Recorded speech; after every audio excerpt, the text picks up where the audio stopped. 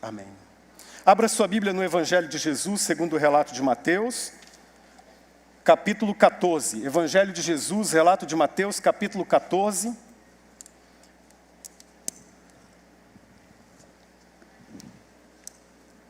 Vou explicar. Nós faremos uma exposição de todo o capítulo, mas calma.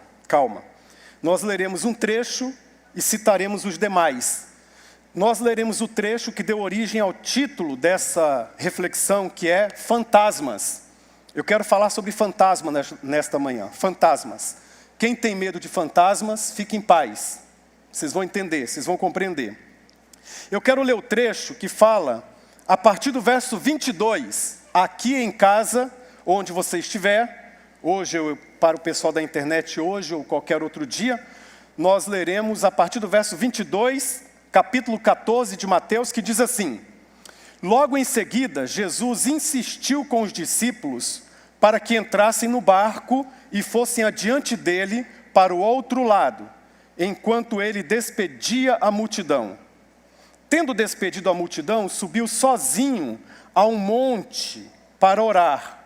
Ao anoitecer, ele estava ali sozinho, mas o barco já estava a considerável distância da terra.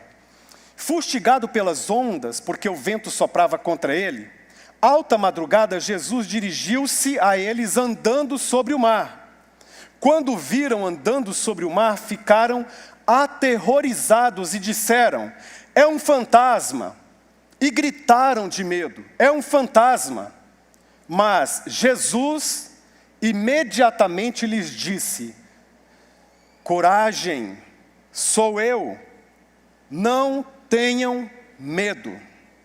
Senhor, disse Pedro, se és tu, manda-me ir ter ao teu encontro por sobre as águas. Venha, respondeu ele. Então Pedro saiu do barco, andou sobre as águas e foi na direção de Jesus. Mas quando reparou no vento, ficou com medo e, começando a afundar, gritou: Senhor, salva-me. Imediatamente Jesus estendeu a mão e o segurou. E disse: homem de pequena fé, por que você duvidou? Quando entraram no barco, o vento cessou. Então, os que estavam no barco o adoraram, dizendo: verdadeiramente tu és o Filho de Deus. Depois de atravessarem o mar, chegaram a Genezaré, e quando os homens daquele lugar reconheceram a Jesus, espalharam a notícia em toda aquela região e lhe trouxeram seus doentes. Suplicavam-lhe que apenas pudessem tocar na borda do seu manto, e todos os que nele tocaram ficaram curados. Até aqui. Fantasmas não existem, nós sabemos disso. Nós que temos a palavra, que conhecemos a Bíblia, nós sabemos que fantasmas não existem. Mas eles gritaram: é um fantasma. Por quê? Porque mesmo sendo um discípulo, eis aí uma crença que é muito difícil de ser deixada de lado. Porque nós vivemos num mundo tortuoso, um mundo em queda, um mundo difícil, um mundo, entre aspas, assombrado. Mas não existem. Conquanto fantasmas não existam, pelo menos não na compreensão popular que nós temos, eles existem aqui dentro. É por isso que eles gritaram fantasmas. Não são manifestações externas, são manifestações internas. São manifestações da interioridade humana, da cultura popular. E são manifestações psicológicas. Se não existem fantasmas na vida real, existem os fantasmas internos, psicológicos. E nesse sentido, fantasma tem a ver com tudo aquilo que nos assombra, que aterroriza a nossa existência, que aterroriza a nossa história. Fantasmas que vêm, entre aspas, nos visitar psicologicamente, emocionalmente, existencialmente, em diversos contextos. Então a Bíblia é tão sábia, é tão poderosa, que ao gritar em fantasmas, a gente percebe que esse texto tem uma construção muito simples, qual seja: Jesus quer mostrar aos discípulos quem Ele é de fato, que Ele é o Messias de Israel. Ele não é uma miragem, ele não é uma imagem, ele não é um fantasma, ele não é um produto da nossa mente, das distorções do nosso olhar, das nossas crenças, dos nossos medos. Ele é o Filho de Deus, Ele é o Todo-Poderoso, Ele é o Messias, Ele é o Cristo, o enviado, o ungido de Israel, o ungido da igreja, mas nem sempre nós temos uma percepção clara de quem Ele é de fato. E esse texto vem para nos explicar quem é Jesus, mas também vem para nos dizer que, a despeito de termos o Senhor como Senhor, esses fantasmas existenciais, esses fantasmas da mente, esses assombros do coração, eles vêm, se manifestam, eles precisam ser combatidos. Então eu quero falar de alguns deles. Especialmente a partir do início do capítulo 14, nós descobrimos aí o fantasma da culpa. Versículo 1, por aquele tempo Herodes, o tetrarca, ouviu os relatos a respeito de Jesus e disse aos que o serviam: este é João Batista, ele ressuscitou dos mortos, por isso estão operando nele poderes miraculosos. Você entendeu o que está aí? As notícias a respeito de Jesus chegaram aos ouvidos de Herodes. Esse Herodes aí é o tetrarca, é o Antipas. Tetrarca por quê? Vem de 4, significa que ele era o governador da quarta parte de toda aquela região da Judéia. Roma chamou Herodes e disse: você vai governar sobre uma quarta parte. Ele era um homem mau, um homem perverso. João Batista já havia morrido, já havia sido morto. Por que ele grita então? É João Batista e não Jesus. Disseram para ele: é Jesus. Jesus quem está operando. É Jesus quem está realizando tais milagres. Mas ao contrário disso, ele diz: não, é João o Batista que ressuscitou dos mortos. João estava morto. Por que ele insiste em dizer que era João? Era o fantasma da culpa, rondando a sua psique, rondando a sua mente, rondando o seu interior. Mas por que ele estava culpado? O texto continua dizendo a partir do versículo 3. A situação foi a seguinte: ele começou a ter um caso com Herodias, que era mulher de Filipe, o seu irmão. O João Batista era um profeta audaz, corajoso, ousado. Chegou para o rei, porque assim ele era tratado, apontou o dedo profético e disse: Herodes Antipas, não é correto o que você está fazendo, não é certo o que você está fazendo. Você está tendo um caso com a esposa do seu irmão. Isso a lei de Deus proíbe. A lei de Deus proíbe esse tipo de atitude. Muda de atitude.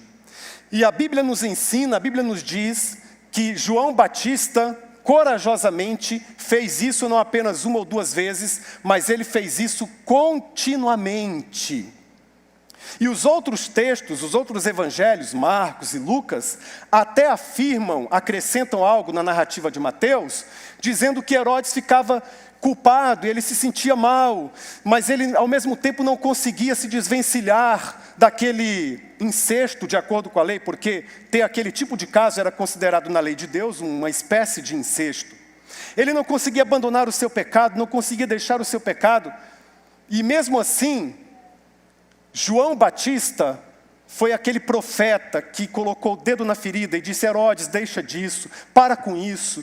Herodes, muda de vida, permita-se que o Senhor trabalhe no seu coração, trabalhe no seu interior. Muito bem, um belo dia, o texto continua dizendo, apareceu no dia do seu aniversário, exatamente no dia do seu aniversário, apareceu na festa que o rei dera a todos os convivas.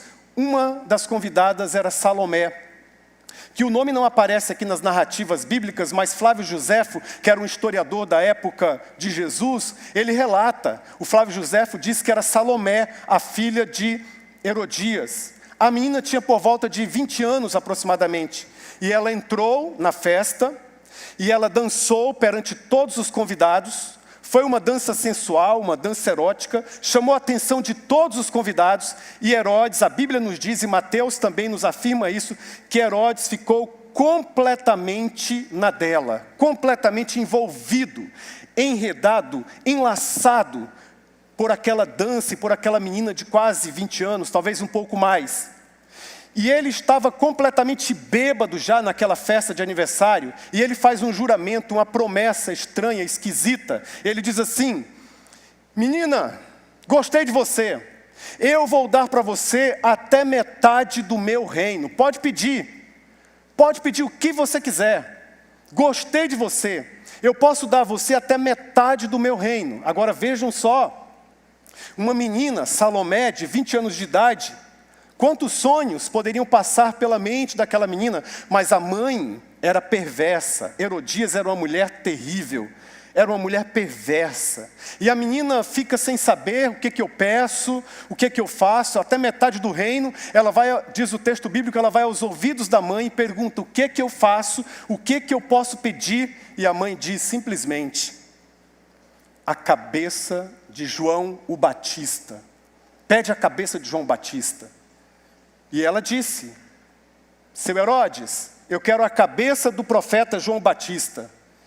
Diz o texto que ele ficou completamente triste, com remorso, daquela loucura que ele tinha se metido. Mas mesmo assim, para não ficar mal na fita, o Herodes manda decapitar João. É uma história de terror.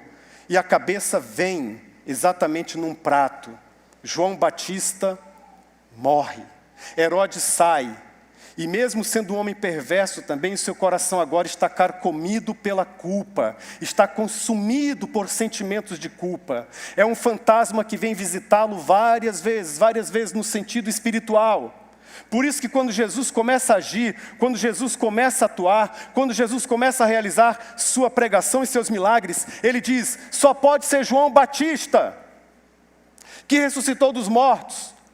Mais uma vez é esse profeta, mais uma vez é João Batista. Ele está completamente dominado pela culpa.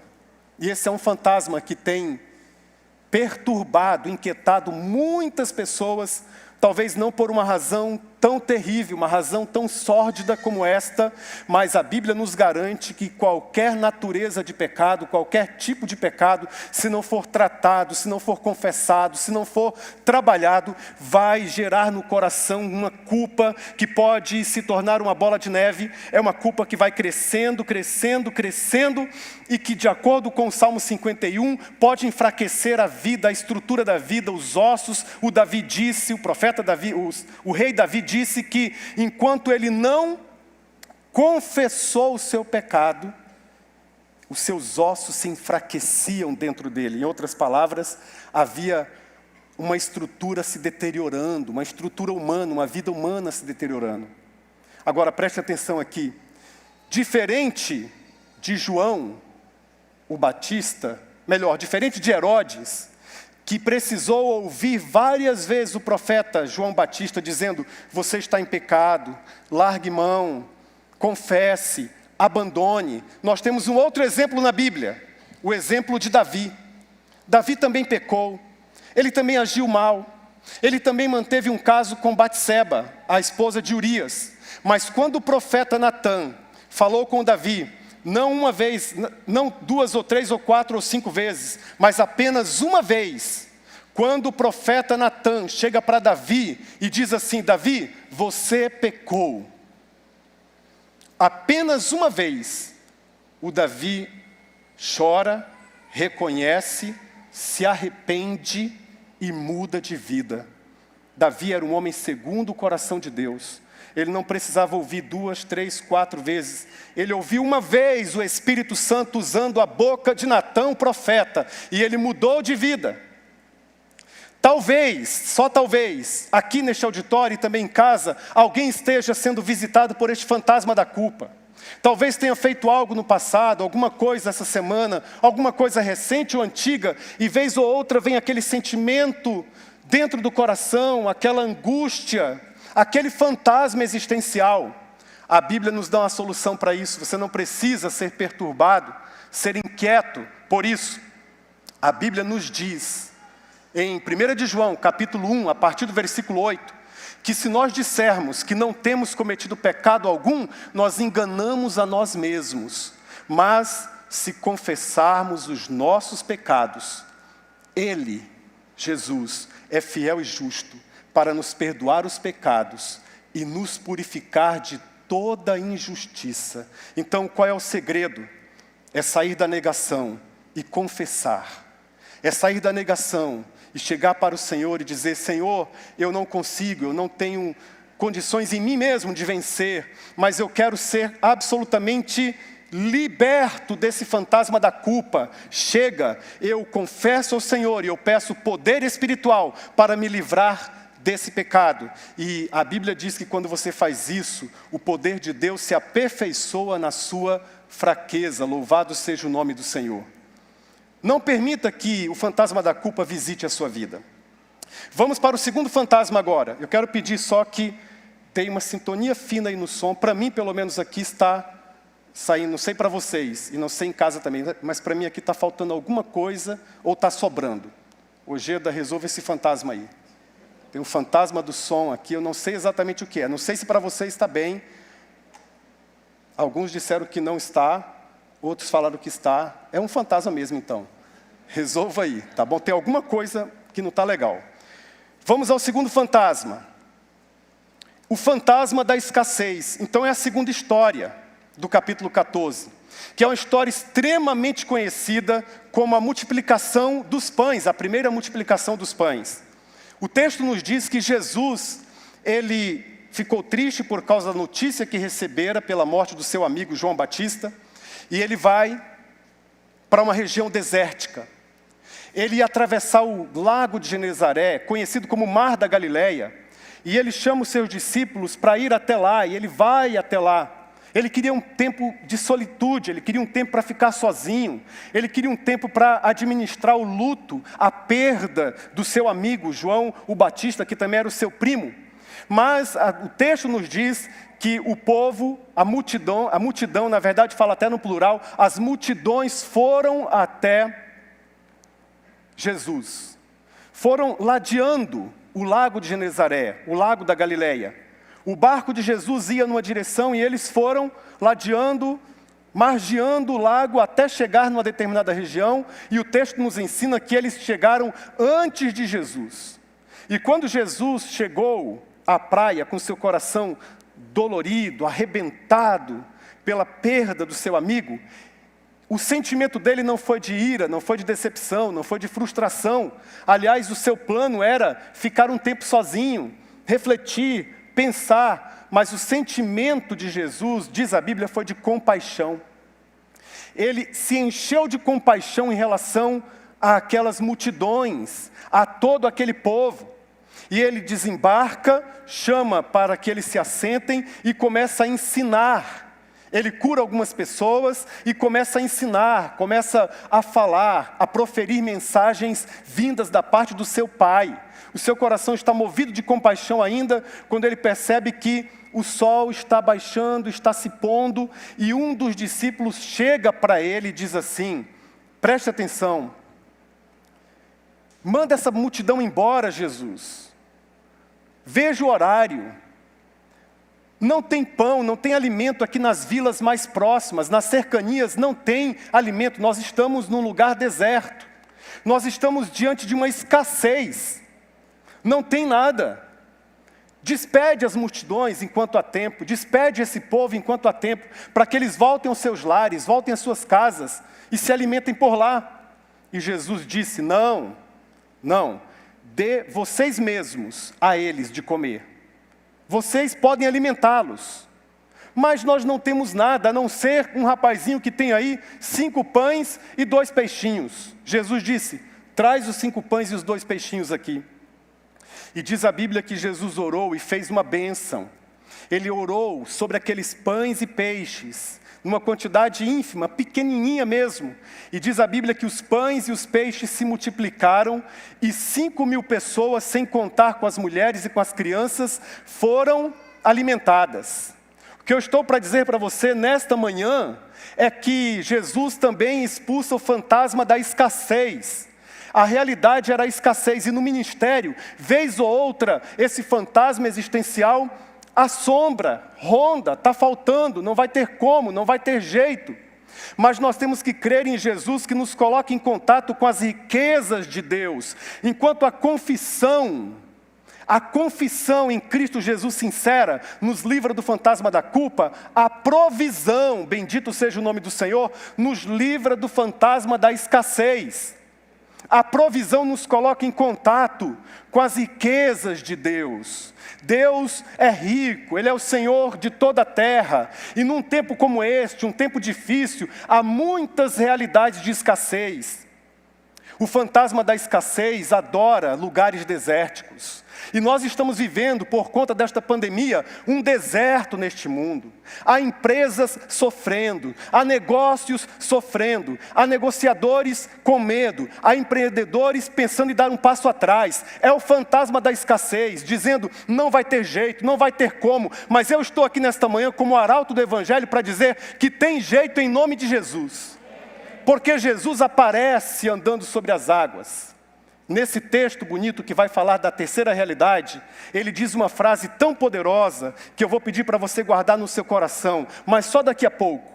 Esse mesmo Jesus que multiplicou pães e andou sobre as águas, ele dá jeito no fantasma da escassez, mostrando que ele, com seu poder, ele pode fazer multiplicar o nosso pouco. A nossa pequena quantidade, os nossos 5 pães e 2 peixinhos, a nossa realidade insignificante, Ele pode fazê-lo.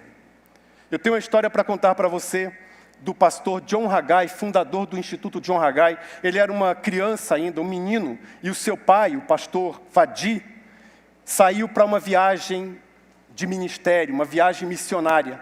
O menino John chega, bate assim no vidro do carro, na porta do carro e diz, papai, quanto que o senhor tem de dinheiro? Por que você quer saber, filho? Deixa isso comigo. Papai, quanto você tem de dinheiro? Ele disse, eu não tenho nada, filho. Eu não tenho nada aqui comigo. Tudo que eu tinha, eu deixei com a sua mãe. Deixei com a sua mãe, tudo que eu tinha. São $3,50. Vai dar para ela passar uns 3 dias. Naquele tempo, na década de 50, 1950, era um dinheiro ainda. Mas está com ela. Ele colocou a sua cabeça assim para dentro do carro e disse, mas pai, você só tem 1/4 de combustível e eu sei que a sua viagem é de 600 quilômetros. Não vai dar para chegar e para voltar muito menos. Ele disse, filho, qual foi a mensagem que o papai pregou ontem no culto da igreja? Você estava lá e você ouviu, filho. Qual foi a mensagem que o papai pregou no culto da igreja? Ele disse, pai, o Senhor pregou sobre Deus proverá. Jeová Jirê, essa foi a mensagem. Então, filho, creia, eu preguei a mensagem sobre o Deus provedor, acredita. O John Haggai diz que mesmo duvidando, falou com a sua boca, eu creio, papai, vai com Jeová Jirê, vai com o Deus provedor. O pastor Vadi saiu, pegou a autopista e foi. Pouco tempo depois, ele sentiu atrás um sinal de luz, e um toque pedindo para ele encostar, e ele encostou num posto. Era um dos irmãos de uma das igrejas da cidade, não era nem da igreja dele mesmo, de uma das igrejas da cidade, disse, pastor, a noite toda pensei em você, e hoje pela manhã, eu acordei com você em minha mente, e eu perguntei para Deus, por que eu estou pensando tanto no pastor Vadi? Ele falou assim, vai lá e leva um dinheiro para ele está precisando. E ele entregou para o pastor $40, que naquele tempo era muito dinheiro. O pastor Vadi pegou $30, mandou pelo correio para sua família e ficou com $10 e conseguiu fazer a sua viagem, ida e volta. E quando o John Haggai, que ainda era uma criança, recebeu aquele envelope com os recursos, ele pega o envelope e sai uma frase da sua boca, e a frase foi, Jeová Jirê, o Deus que provê, o Deus provedor. O fantasma da escassez nos perturba, nos inquieta. O fantasma da escassez coloca a nossa atenção, o nosso foco todo numa conta que tem que pagar na quinta-feira. Mas chega o Senhor Jesus e diz, eu ainda sou o Deus Todo-Poderoso que multiplica pães e peixes. Coloque o seu pouco nas minhas mãos e eu multiplicarei, diz o Senhor. É uma questão de confiança e uma questão de fé. Quando eu fui pastor na cidadezinha aqui perto, a 100 quilômetros, na cidade de Poconé, essa igreja teve durante um tempo uma dificuldade enorme, circunstancial. As igrejas passam por tais dificuldades, todas elas passam. E eu fiquei ali na cidade 4 meses sem receber qualquer tipo de prebenda, qualquer tipo de ajuda. 4 meses.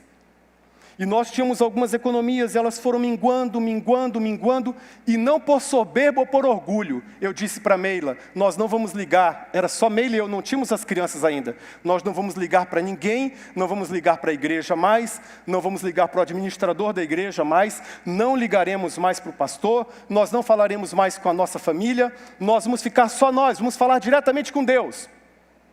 E nós fomos ali orando, a cada dia orando, e as coisas foram minguando, e o alimento foi acabando, e sobrou um pacote de macarrão. Nós comemos aquele macarrão até o último dia, e aí cessaram-se todos os alimentos, despensa vazia, não tinha mais dinheiro nenhum, nem um centavo sequer, nem um centavo, ficamos sem nada. E para completar, eu peguei uma gripe muito forte. Me derrubou. E eu queria me manter forte. Para Meila, eu falava, fica tranquila, Deus vai prover. Ela disse, deixa eu ligar para o meu pai, deixa eu falar com os meus irmãos. Não era orgulho. Eu apenas senti que nós não deveríamos preocupá-los, não deveríamos fazer isso. Eu também queria defender a igreja. Eu não queria ter que contar para eles que a igreja estava passando por uma dificuldade, por uma luta, e não estava conseguindo honrar o compromisso com o pastor no campo missionário. E nós ficamos ali, 1 dia sem alimento, só com água. 2 dias sem alimento, só com água. 3 dias sem alimento, só com água. No 3º dia, houve uma fragilização na nossa fé, especialmente no coração da Meila. Ela se fragilizou e disse, como é que Deus nos tira de Rio Branco no Acre, como é que Deus nos coloca tão distante, tão longe, e nós estamos aqui sem comer absolutamente nada, há 3 dias, como isso é possível? E eu me levantei um pouco de revolta no coração, e eu fui até a janela. A nossa casa, ela dava para uma praça ali na cidade, era uma pracinha, não tinha quintal nenhum. Aqui era a janela, aqui começava a praça. E eu olhei para a praça, tinha um arbusto e alguns passarinhos brincando ali. Deus trouxe ao meu coração o texto de Mateus capítulo 6, que diz, olhem para as aves dos céus e olhem para os lírios do campo. E eu voltei arrependido, chamei minha esposa para o quarto, nós nos ajoelhamos, nós choramos. A nossa oração naquela tarde foi uma oração de lágrimas. Nós não falávamos palavras, nós não nos lembramos de dizer absolutamente nada. Só nós chorávamos na presença de Deus, nós chorávamos. E ao final, nós falamos uma frase inteligível. Nós dissemos assim, aconteça o que acontecer, nós vamos continuar crendo e confiando no Senhor. Mas eu estava completamente gripado, muito mesmo.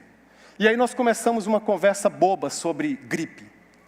Nós somos de médico e de louco, todo mundo tem um pouco.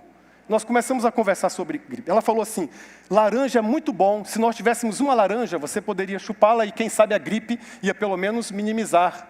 Eu disse, não, mas espera um pouquinho. Há pesquisas que dizem que a acerola é melhor do que a laranja. A acerola tem 1,8 mais vitamina C do que a laranja. Ela disse, sim, mas eu também li outras pesquisas que afirmam que o caju é melhor do que a laranja e do que a acerola juntos. Caju. E nós ficamos ali conversando sobre o caju, e o caju, e o caju. Toca a campainha. Era a irmã Zenilda, uma das pioneiras lá em Poconé, na igreja. A irmã dizendo, oi pastor, estava lá em casa, Deus me incomodou muito para trazer aqui para vocês uma caixa. Eu disse, por favor, entre aí. Quase saiu, entra para tomar um cafezinho, ainda bem que não saiu, que nem cafezinho tinha. Entra aí, não, eu só vim deixar essa caixa para vocês aqui, só essa caixa. Nós abrimos a caixa, as pesquisas estavam certas. Caju, lotada de caju. E nós partimos aquele caju, fizemos o refresquinho geladinho, din-din, não sei como chama aqui, esqueci, refresquinho, din-din, geladinho. Como é que chama? Geladinho. Fizemos geladinho, sem açúcar, só com o caju. Nós comemos aquele caju, fizemos um suco de caju e tomamos aquilo ali 1 dia, 2 dias. Aí sabe aquela experiência do maná? Gente, mas só caju? Como é que vai ser isso? Aí no 2º dia à tarde, a gente começou a falar quase que numa reclamação. Porque o ser humano é assim, sabe, irmãos? A gente falou assim, não, mas olha, o caju é maravilhoso, mas se tivesse uma creme cracker com caju, né? Suquinho de caju com creme cracker. Nós oramos novamente e aí vem o correio entregando um telegrama. O telegrama era da irmã da Meila, Marilene. A Marilene era assim, uma pessoa inimaginável que pudesse ligar para nós ou fazer qualquer coisa. A Marilene mandou só um recado assim, maninha, por favor, ligue para mim. Nós fomos correndo para o local de ligação, que era assim lá, a cabine de ligação, no centro da cidade, fizemos uma ligação a cobrar para a Marilene, e a Marilene atendeu e disse assim, olha, ontem à noite, alguém ligou para mim com o prefixo 65. Só que eu não entendi nada do que a pessoa falou. Eu não consegui identificar absolutamente nada do que a pessoa disse. Eu só tive um sentimento depois que a pessoa desligou. Eles estão doentes. E eu já fui no banco hoje de manhã e depositei um dinheiro para vocês lá. Não precisa me devolver, não precisa pagar. Foi vocês que me ligaram? A Meila disse, não, nós não ligamos, não falamos nada com você. Pois é, mas ligaram, era 65, eu achei que era vocês e depositei. Mesmo assim, não precisa me devolver. Nós fomos correndo para o banco para saber quanto é que tinha. Quando nós vimos o saldo, era o valor da compra do mês, bendito seja o nome do Senhor. Aí nós fomos lá, passamos na parte de frutas, verduras, deixamos o caju bem distante, fomos comprar outras coisas, compramos carne, macarrão, compramos tudo. E olhamos um para o outro, e o nosso sentimento é de que nós estávamos no lugar certo, na hora certa, fazendo o que era certo, porque foi Deus quem nos colocou aqui. Nós não desistimos por causa do fantasma da escassez. Diante do fantasma da escassez, nós não por orgulho ou soberba, não conversamos com ninguém, não pedimos dinheiro emprestado para ninguém. Eu não estou dizendo que isso é errado, mas nós não fizemos porque recebemos uma direção de Deus. Deus queria nos dar uma experiência de que eu sou o Jeová Jirê, que ajo na vida de vocês. Eu mandei vocês para o campo, eu os sustento, diz o Senhor. Essa igreja tem experiências com o Jeová Jirê. Essa igreja passou algum tempo, faz tempo já, algum tempo, um problema financeiro difícil, por decisões erradas. Nós somos humanos, eu disse, às vezes nós erramos, às vezes os nossos líderes erram também. E nós passamos aqui por uma situação difícil. Nós devíamos, há algum tempo atrás, 1 milhão, quase 1,5 milhão. Nós não tínhamos a menor condição de pagar. Mas os irmãos, o conselho administrativo financeiro, os diáconos, os pastores, quem desistiam aqui naquela época, eu estava aqui, eu estava assumindo como interino da igreja, nós nos unimos, nós oramos, e nós chegamos aqui nesse púlpito no dia 31 de dezembro de 2006, dia 31 de dezembro de 2006, e nós profetizamos que 2007 seria o ano da provisão de Deus, o ano da restituição de todas as bênçãos de Deus para esta igreja e para as famílias da igreja, em nome de Jesus. Naquele culto do dia 31 de dezembro de 2006, estava aqui um irmão chamado Marlon. Ele já compartilhou aqui no púlpito essa experiência, por isso eu posso fazê-lo, tenho autorização para tanto. Ele compartilhou o que estava aqui naquele culto. E quando o pastor falou aquela palavra, ele estava com um diagnóstico de câncer no pulmão. E ele disse, eu creio na minha cura, na hora, eu acredito na minha cura. Mas Deus estava curando não apenas aquele irmão que foi curado de um câncer no pulmão. Ele estava curando também as finanças da igreja. Porque nós que não tínhamos condições de fazer absolutamente nada, nós devíamos uma fortuna. Alguém disse aqui, essa igreja tem que ser fechada, alguém falou isso aqui. Veio o irmão Romeu Honorato, veio aqui e disse, a igreja de Jesus nunca irá fechar as portas. Louvado seja o nome do Senhor Jesus pela vida do irmão Romeu e de todos os outros que ajudaram, todos os outros que empenharam. Naquele mês de janeiro de 2007, muitos irmãos deixaram de tirar férias e pegaram aquele valor e ofertaram. Porque entenderam que seria assim, entenderam que seria de Deus. Meus irmãos, preste atenção numa coisa. Nós pagamos todas as nossas contas, bendito seja o nome do Senhor. E o nosso banco, isso só Deus pode fazer, só Deus pode fazer. Nós recebemos meses depois a ligação do gerente do nosso banco falando assim, ó, tem um valor aqui, um resquício aqui que vocês deveriam pagar, mas sabe de uma coisa? O nosso banco vai perdoar isso porque vocês já pagaram mais do que deveria. Está tudo certo, está tudo ok. Essa igreja conhece o Jeová Jireh. Essa igreja conhece o Jeová provedor, o Deus provedor. Muitas famílias aqui já têm contato com o Deus provedor. E você pode ter contato com o Deus provedor. Você pode passar pela escassez sem permitir que o seu coração seja dominado pela falta de fé e falta de confiança. Você pode passar pelos momentos desérticos e expulsar qualquer resquício desse fantasma psicológico de que não vai dar, não tem jeito.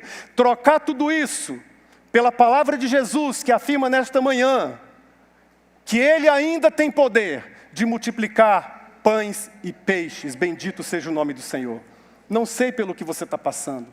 Eu não sei qual é a experiência que você está passando. Mas eu estou aqui neste púlpito hoje pela manhã no temor e no tremor de Deus. Para dizer, para afirmar aquilo que eu creio. Deus pode prover na sua vida. Ele pode prover. Finalmente, o terceiro fantasma é o fantasma do medo, que está visitando muitas casas e muitas famílias, e às vezes o coração dos pastores também se fragiliza diante do medo. É a experiência última de onde sai o grito, é um fantasma dos discípulos. Nessa passagem que eu li no início, há 3 gritos aqui. O primeiro grito de todos os discípulos, de dentro do barco, é um fantasma! O segundo grito é o grito de um homem, Pedro. O Pedro diz, se és tu mesmo, Jesus, se és tu mesmo, manda-me ir ter contigo andando sobre as águas, igual o Senhor. É o desejo mais legítimo no coração de um discípulo, querer imitar a Jesus, querer imitar o seu mestre, querer ser igual a Jesus. Olha a frase dele, se és tu mesmo, manda-me, ordena-me, dê ordens ao meu coração, dê ordens ao meu corpo, dê ordens à minha vida. Manda-me, dê ordens aos meus pés, dê ordem à minha mente, dê ordem a mim por inteiro. Manda-me sair do barco e andar até a tua presença. E Jesus diz essa frase poderosa e bonita. Jesus diz, sou eu, que é a mesma frase que Deus disse a Moisés. Moisés disse no passado em Êxodo, mostra-me quem tu és. Eu quero saber quem tu és. Eu quero ver tua face. Eu quero dizer para o meu povo que eu tive contato com Deus. E eles vão perguntar, mas que Deus? Quem és tu? Qual o teu nome? E o Senhor, o Eterno, Adonai, disse, eu sou. É a mesma expressão que Jesus disse, eu sou. Eu sou. Eu sou, Pedro. Venha. Que palavra forte para quem está sofrendo. Que palavra forte para quem está andando sobre as águas e vendo sob os seus pés as ondas bravias, os ventos contrários, porque o texto diz aqui, nós lemos dos ventos contrários. Que palavra forte para quem está no meio de uma tempestade, no meio de um temporal, no meio de um vendaval, de um tsunami de sentimentos contrários, de sentimentos perturbadores, de fantasmas do medo. Que palavra forte! Vem o Senhor Jesus e diz, sou eu. Jesus está dizendo para você, sou eu. Eu estou no meio da tua tempestade, no meio dos teus problemas, no meio das tuas lutas, no meio das tuas dificuldades, no meio da tua incredulidade. Sou eu. Eu estou até no meio da tua incredulidade. Porque foi isso que ele disse para Pedro. Porque Pedro, depois, quando tirou os olhos de Jesus, ele começou a olhar para o mar, para as circunstâncias, para os problemas. O fantasma do medo deu uma gargalhada na cara de Pedro, e diz a Bíblia que ele começou a afundar. Natural do ser humano é afundar, natural do ser humano é submergir, natural do ser humano é quando recebe a notícia ruim, a notícia má, a notícia de uma doença, de uma enfermidade, que às vezes vem como uma sentença de morte numa época como essa, é natural que a gente tire os olhos de Jesus e comece a afundar. Mas quando vem a palavra de Deus, e é só a palavra de Deus que pode gerar fé no nosso interior, quando vem a palavra de Deus, tão pequena, tão poderosa, tão extraordinária, tão simples, tão inconfundível, quando vem a palavra de Deus e dizendo apenas, eu sou, você que está em casa, a palavra de Deus para você é, Jesus diz, eu sou. Quando vem essa palavra, mesmo que a gente comece a afundar, precisa surgir, e aí está a grande diferença, precisa surgir no nosso coração um terceiro grito. Eu falei de 2 gritos, eu falei do grito de todo mundo. É um fantasma. Eu falei do grito de Pedro. Se és tu mesmo, manda-me ir ter contigo aí, andando por sobre as águas, igual o Senhor. Mas há o terceiro grito, que é o grito de quem começa a submergir, começa a afundar. É um grito que quase não sai. É um grito que vem disfarçado de um nó na garganta. É um grito exprimido de uma alma que sabe quem é o Senhor, mas sabe também quem é Ele mesmo, diante da dor, do sofrimento, das dificuldades. O terceiro grito dessa passagem é, salva-me. Salva-me. Que é o equivalente a um socorro, porque não é o salva-me eternamente, não é o salva-me escatologicamente, é o salva-me daquela situação odierna, daquela situação difícil, daquela circunstância, é o socorro. Socorro, Jesus. Salva-me, Jesus. Salva-me. Socorro. É a mesma expressão que João registra, a mesmíssima expressão que João registra no seu evangelho, que aquele que invocar o nome do Senhor será salvo. Será salvo no sentido não escatológico, naquele contexto. Será salvo das circunstâncias difíceis, das circunstâncias complicadas. Será salvo dos fantasmas, especialmente do medo. Salva-me, Senhor. Socorro, olha a minha alma, Senhor. Socorro, eu estou afundando, eu estou submergindo, eu estou afundando. E diz o texto no finalzinho que todos no barco adoraram a Deus. A cena foi experimentada, vivenciada só por Pedro, mas todos os discípulos no barco, diz o texto bíblico no finalzinho do capítulo 14, começaram a adorar a Deus. E qual era a frase que ensejava tal adoração dentro do barco, subjugado pelas ondas? Qual era a frase pronunciada naquele contexto de adoração, no meio da tempestade, da dor, do sofrimento, das lutas, dificuldades? Qual era a frase? A frase era simplesmente, verdadeiramente, tu és o Filho de Deus. Alguns minutos depois, os lábios que gritaram, é um fantasma, agora, subjugados, submissos em verdadeira adoração, eles dizem, é o Messias de Israel, é o Cristo da igreja, é o Senhor Jesus, é o meu amigo Jesus. Ele que disse, mar, acalma-te, mar, não toque neles, não toque nesse povo, esse povo é meu, diz o Senhor.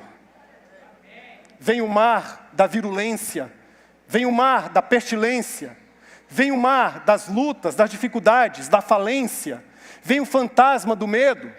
E se nós adorarmos a Deus dentro do nosso barco, eles não esperaram chegar à praia, eles não esperaram chegar à margem, eles não esperaram desembarcar, eles não esperaram ficar em terra firme, eles não esperaram a segurança da ilha, a segurança da praia, a segurança da margem, eles não esperaram nada disso. Dentro do barco mesmo, dentro da luta mesmo, dentro da dificuldade mesmo, eles abriram os lábios e disseram, o Senhor disse, sou eu sou está aqui nesse lugar. Então nós cremos que verdadeiramente tu és o Filho de Deus. Essa era uma frase técnica, teológica, para afirmar algo muito simples, que no coração deles, eles estavam reconhecendo que Jesus era o Messias enviado por Deus, o ungido de Deus, profetizado por todos os profetas, profetizado por Isaías, por Jeremias, por Miqueias, por Malaquias, por Amós, profetizado. até mesmo no Gênesis, capítulo 3, versículo 15, profetizado por cada profeta, por cada livro da Bíblia. Cada livro da Bíblia registra uma profecia sobre Jesus. Profetizado 750 anos antes, 450 anos antes em alguns contextos, mas profetizado. Os profetas olhavam para o futuro e falavam: Ele virá, Ele se manifestará, o Senhor virá, o Messias virá, o ungido pisará nesta terra, o ungido chegará aqui, o ungido vai trazer bonança, vai trazer paz, vai trazer um novo tempo, um novo futuro. E Jesus agora, andando por sobre as águas ali, com Pedro afundando, com Pedro submergindo, Ele manifesta o seu poder, Ele manifesta a sua identidade, porque Ele disse: sou eu mesmo, eu sou, ego eimi do grego, eu sou o Deus que se manifestou na sarça ardente, que libertou o povo das águas. Agora vocês estão dentro das águas, vocês já foram libertos, mas estão se comportando como os egípcios. Estão afundando, submergindo. Eu sou o profeta, profetizado em Deuteronômio, que o Deuteronômio, Moisés disse: no futuro, Deus levantará um profeta à minha semelhança, um profeta que vai reeditar a história de Israel, que vai personificar a história de Israel. O povo de Deus já foi liberto, mas vocês estão se comportando como egípcios, como escravizados pelo medo. Vocês estão afundando no próprio medo, afundando nesse mar. É por isso que a Bíblia diz lá em Apocalipse, agora sim, escatologicamente, que o mar já não existe. O mar é a divisão dos povos. O mar simboliza na Bíblia os povos cheios de medo, de ira, de confusão, como o nosso país e o mundo está experimentando hoje. Muita confusão, vem alguém e diz A, vem outro e diz B, vem uma autoridade e fala não, é Z, vem uma outra autoridade, uma quarta autoridade e fala assim, é por esse caminho, vem outro e diz é por aqui, vem outro e diz não aceite, o outro diz não entenda, e todos nós estamos experimentando este mar que a Bíblia diz, mas para nós não deveríamos ter nenhuma preocupação e afugentar esse fantasma do medo com a realidade de que nós já escolhemos o nosso lado, nós já escolhemos o nosso Messias, o nome dele é Jesus de Nazaré. Ele é vivo, está à destra de Deus Pai Todo-Poderoso e um dia voltará para resgatar-nos. Bendito seja o nome do Senhor, estaremos com Ele para sempre. Louvado seja o nome do Senhor. Aleluia, glória a Deus. Aleluia, bendito seja o nome do Senhor. Então, se houver medo no seu coração, se houver medo no seu coração, adore a Deus dentro do barco. Não espere o mal ir embora, não espere o tempo ficar melhor, não espere a tempestade ser acalmada, não espere a turbulência sossegar, não espere. Talvez esteja difícil demais, talvez você esteja no barco temeroso, ou talvez você teve aquele rompante de coragem evangélica, coragem do evangelho, e agora você está afundando, talvez você esteja até com dúvidas no coração, e diz, eu fui um louco de me meter nessa história, eu fui um louco de acreditar. Não, você não foi um louco, porque o Messias está aqui nesta manhã dizendo, sou eu. E quem tem o Espírito de Deus sabe que é o Senhor quem está falando, sou eu, igreja, sou eu, igreja, sou eu. É Ele mesmo. É Ele mesmo. É o Senhor mesmo. É o Senhor mesmo.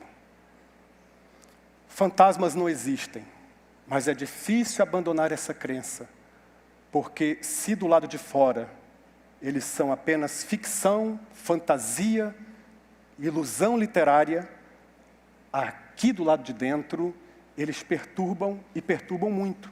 São fantasmas da mente, fantasmas dos sentimentos, fantasmas do coração, da psique. Alguns são atormentados pela culpa. A confissão. Confesse a Jesus, confesse. Ele é fiel e justo para te perdoar os pecados e purificar você de toda injustiça. Outros são atormentados pela escassez. Eu contei 3 histórias aqui, mas tem a sua história. Eu olho para famílias aqui que eu sei, porque eu sou um pastor, que já passaram por escassez e o Senhor sustentou e disse: você vai ficar de pé, porque eu quero que você fique de pé.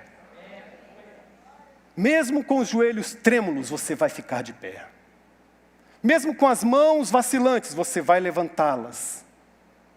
Porque eu sou o Deus da provisão.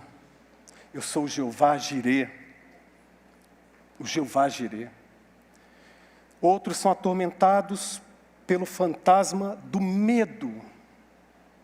Que fantasma terrível.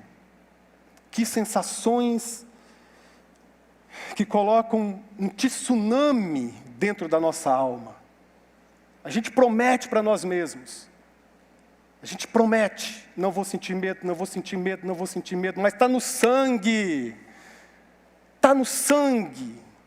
Está nos pulmões, apertando, impedindo que a gente respire naturalmente. Está nos tremores dos músculos, das mãos, da ansiedade que se manifesta aqui no ventre, no estômago. Você diz com a mente não, não, não, e daqui a pouco você se vê quase que vencido e começa a afundar. E vem pensamentos tortuosos, pensamentos da sua mente dizendo: foi um fantasma, eu acreditei em vão, foi apenas uma ilusão, foi uma miragem. Mas nesta manhã o Senhor manda o seu pregador para dizer para você: não foi miragem, é milagre. Ele anda sobre as águas e ele diz: sou eu sou, diz o Senhor. Então o que eu posso fazer? Apenas orar por sua vida. Vamos orar. Quem quiser ficar em pé agora, fique em pé. Coloque a mão no seu coração. Em casa também. Se você quiser ficar em pé aí, reúna sua família em casa. Todos os que estão assistindo, acompanhando, ou em qualquer outro lugar, talvez você esteja acompanhando, até mesmo na rua, parou. Deus te conduziu através do Espírito para ouvir esta mensagem da palavra de Deus. Está aqui proclamando esta palavra um mensageiro do Senhor, humano. É um vaso de barro, a Bíblia diz, é um vaso de barro. Eu sou apenas um vaso de barro que trinca, que também é frágil, que também quebra às vezes, mas a questão não é se você é vaso de barro ou não, a questão é que você está nas mãos do oleiro, que pega e faz tudo de novo. Tudo de novo. Ó Deus, aqui estão os teus filhinhos, aqui e nas diversas localidades, até fora do país, quem sabe, as pessoas que terão acesso a essa mensagem. Eu quero orar por todos nós e dizer que nós vivemos um tempo aí, indo para o 3º ano, de muitas inquietações, de muitas perturbações, de muitos sentimentos contraditórios, de muitos fantasmas, por que não dizer. São assombros da alma, assombros da psique, assombros que nos deixam, ó Deus, atordoados, ou por falta de paz em função de uma culpa, ou quem sabe por falta de confiança em função de uma escassez que se alojou, que se manifestou e que diz: você não vai vencer, você não vai conseguir. Ou talvez por um medo absurdo das circunstâncias que se erguem, que se levantam como tormentas, como ondas bravias, como um mar agitado. Ou por culpa, ou por escassez, ou por medo, somos atormentados. Mas nós temos o recurso da confissão, então leva-nos a confessar. Nós temos o recurso da provisão. O Senhor nos prometeu que nos daria sustento. Tua palavra não mente. Nós podemos passar por dias difíceis, nós podemos passar por botijas vazias, mas o azeite virá. Em algum momento as botijas serão repletas de azeite de novo, e de novo, e de novo, e de novo, e de novo, bendito seja o nome do Senhor. E nós podemos enfrentar um medo tal, um medo tão abissal, que nos faça submergir, que nos faça experimentar aquela sensação tão ruim, tão difícil de que tudo foi em vão, que nos faz experimentar aquela sensação de um arrependimento contrário, que é por que eu fui deixar o barco, por que eu fui sair, por que eu fui me meter nisso. E o Senhor diz: calma, eu sou o Messias, eu sou o teu Cristo, eu sou o teu Salvador. Você tem gritado, é um fantasma há muitos anos? Você tem gritado, quem sabe, deixa eu sair dessa situação, deixa eu mostrar para todo mundo que eu posso, deixa eu mostrar para os meus amigos que eu sou vencedor e ninguém poderá me deter. Mas talvez, quem sabe, louvado seja o nome do Senhor, o grito que o Senhor está mais esperando ouvir dos seus lábios é: salva-me, socorro, socorro. Socorro, Jesus, me salva por inteiro, me tira desse mar bravio, me sustenta. Mas enquanto esse dia não chega, continue adorando, dizendo: Ele é o Filho de Deus, Ele é o Filho de Deus, Ele é o meu Senhor, o meu Salvador. Ele está ali acampado, como tinha prometido. Todas as promessas de Deus têm na pessoa de Jesus o sim. Ele é o sim para a minha vida nesta manhã, nesse dia, nesta noite, nesta hora, esta hora de mar bravio. Ele é o sim, sim. Eu te salvo, filho. Sim, eu te socorro, filha. Sim, eu te ajudo. Eu sou o teu Deus forte e eu te ajudarei, diz o Senhor. Socorra esse pregador. Socorra esses filhos do Senhor. Em nome de Jesus. Amém. Amém. Que o amor de Deus Pai, a graça bendita de Jesus e a comunhão do Filho de Deus, a comunhão do Espírito Santo, o Espírito Santo de Deus, o encorajamento, o fortalecimento, o fruto do Espírito, os dons do Espírito, seja com esta igreja, com a igreja reunida online e com todas as igrejas espalhadas por toda a face da terra, hoje e para sempre. Amém. Amém.